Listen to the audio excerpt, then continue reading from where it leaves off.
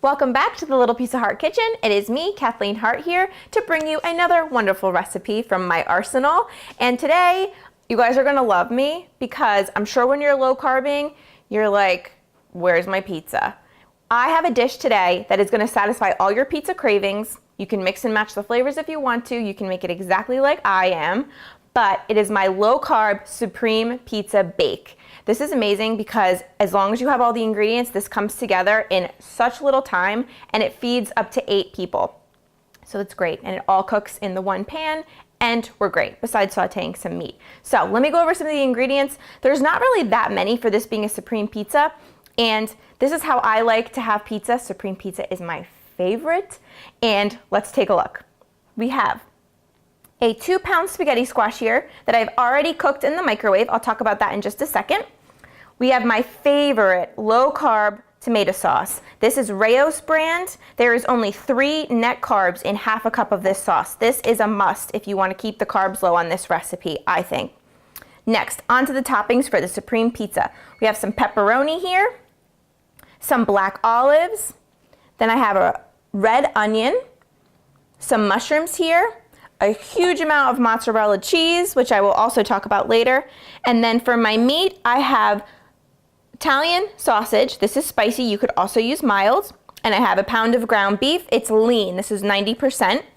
For spicing the meat, I have pepper and salt, garlic powder, red pepper, Italian seasoning, and onion powder. So I already cooked my spaghetti squash. That was a 2-pound spaghetti squash, which is economical right now. It's only $1.49 a pound at my store. It's great to utilize in-season vegetables. So definitely pick yourself up some spaghetti squash. Check my other recipes too, I have a ton. What you're gonna do, put it in your microwave after you've pierced it with a knife a couple times on all sides. Put it in for 5 minutes, turn it over, 5 more minutes, let it sit in there for, I don't know, I let mine sit in there for about 10 minutes because it's gonna be so hot. When you're ready, take it out, cut it in half, take out the seeds and the gooey center, and then rake out rake out the flesh, and then you'll have the noodles like I have right here. So that's already done. My toppings are pretty much all ready. The only other thing I have to do before I can assemble my bake is to cook my meat. So meet me over by the stove. We're gonna do that, and also oven is preheated at 375. So as soon as we cook the meat, we'll be able to put the whole thing together. So I added my meat in here to a hot skillet. It's on high heat, and I added in 1 tablespoon of olive oil. So all I'm gonna do now is break up the meat, get it incorporated together, and brown it up. So I just drained my meat of all fat. We have nothing in the bottom here. Now I'm gonna lower my heat to about medium high now, down from high, and I'm gonna sprinkle in my seasoning. I wanna get it all over, and then I wanna give this a good mix. I want all of this seasoning, which smells phenomenal, by the way. I want to get it coated on all the meat. Try not to get distracted by the smell. And then I just want to like toast these spices on the meat, just in the pan, a dry pan like this, for like 30 seconds. This is just going to flavor the meat just enough so that when we have it running all through the bake, the supreme pizza bake, it's just going to taste like pizza pie. It's gonna be great. Now, last thing I'm gonna do to the meat is add in half of a cup of sauce. This is just to give it a little bit of, moisture. That's it. Just enough to coat everything. I'm gonna turn my heat off, and then I'm gonna take this pan, we're gonna go back to the island, and I'm gonna assemble the whole bake, and then we're gonna put it in the oven. We are this much closer to the pizza bake. So, rolling on my sleeves, time to put everything together. I have my meat here that just came off the stove. I put my sauce into just a big pitcher like this to make it easier to spoon out. And that is where I'm going to start. So you want a big casserole dish, and you just need a thin layer of sauce. And this is just gonna have something for the spaghetti squash, first spaghetti squash layer to stick to. Alrighty, thin layer of sauce is in. I'm going to take half my spaghetti squash noodles, just eyeball it. And these are gonna go right on top, and I'll spread it around in just a second. And if your spaghetti squash seems a little bit wet, that's okay this time. You don't have to get super, super dry spaghetti squash. For some other recipes, that helps, not for this one. All right, so all I'm gonna do now is move this around into a thin layer. So I'm just gonna add a little bit more sauce on top of the spaghetti squash because I just want that all to be covered in sauce. I want it to almost be like spaghetti with the noodles. Okay. So now that we have a thin layer, now we're gonna go on with half of the meat. This is what is really gonna flavor this whole thing. Try to scatter it evenly, but we can always move it around in a little bit too.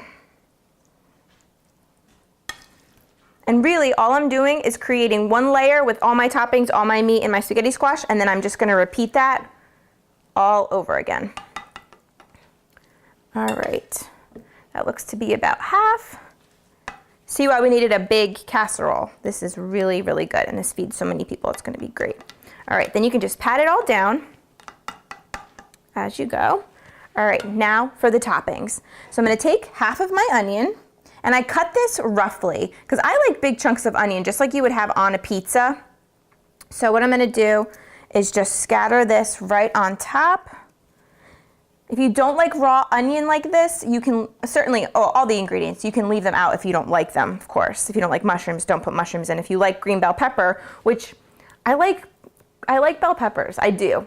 Not on pizza, I just can't do it. So, or pizza, you know, anything kind of like this. So I'm leaving those out today, but if you wanted, I'll put in the link below to my recipe. If you want to add in the bell pepper, the optional ingredient, I'll tell you how much to add to make it even.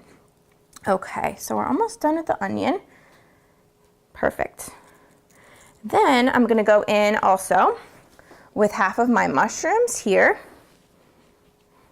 And these were button mushrooms that I just kind of broke in half if they were big pieces. Some of the smaller ones I just left whole.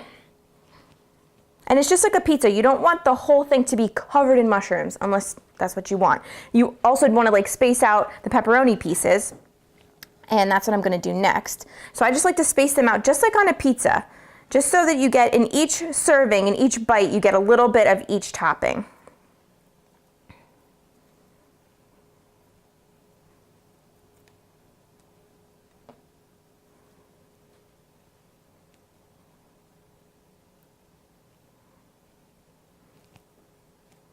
All right, and then lastly, well, of course, before the cheese, for the toppings, I'm gonna take half my olives and do the same thing. Just scatter these right on top. Just like you would do if you were making a pizza pie. Okay, we need cheese now, just like a pizza. So now I'm gonna take my cheese. Cheese is also as much as you guys like, as little as you like, but the cheese is really gonna hold this together. So I'm gonna do a nice generous layer right in the middle.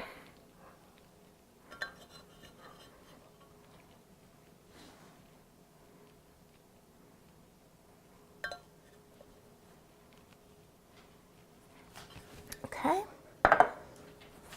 And now I'm gonna take what I just did and repeat it again. Here we go.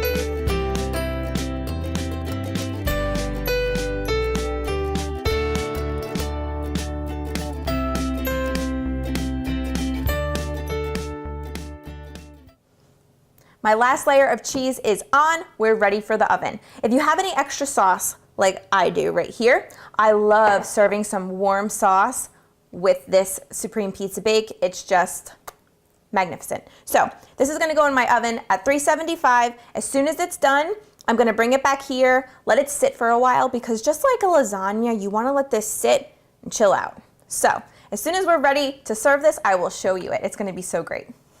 So my Supreme Pizza Bake was in the oven for 30 minutes, and then I let it sit out for 10 minutes just to cool down. Come and take a look at how great this looks, guys.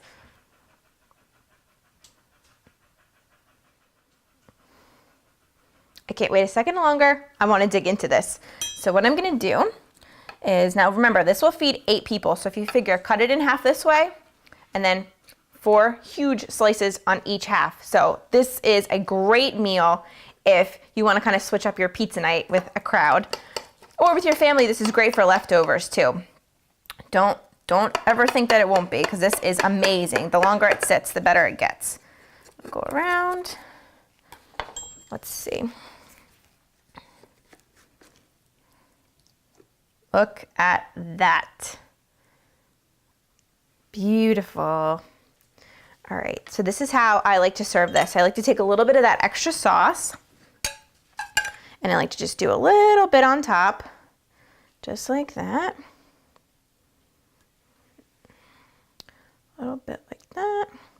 And then I like to go in with a little bit of Parmesan cheese, just because I think, you know, this is kind of like Italian flavors, so why not add a little bit of Parm right on top? A little Parm never hurt anybody. Look at that.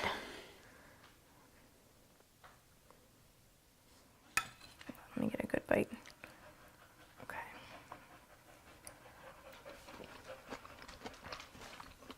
This is A+. All the flavors of a supreme pizza. The works pie, if you're from Jersey. This is amazing. And it's like an Italian comfort food and pizza all wrapped in to one casserole dish. You guys have to make this. You will not be sorry. You will love it. Switch up your pizza night. Why not? Click on the link below. It'll take you to the Little Piece of Heart blog, and you can find the full recipe.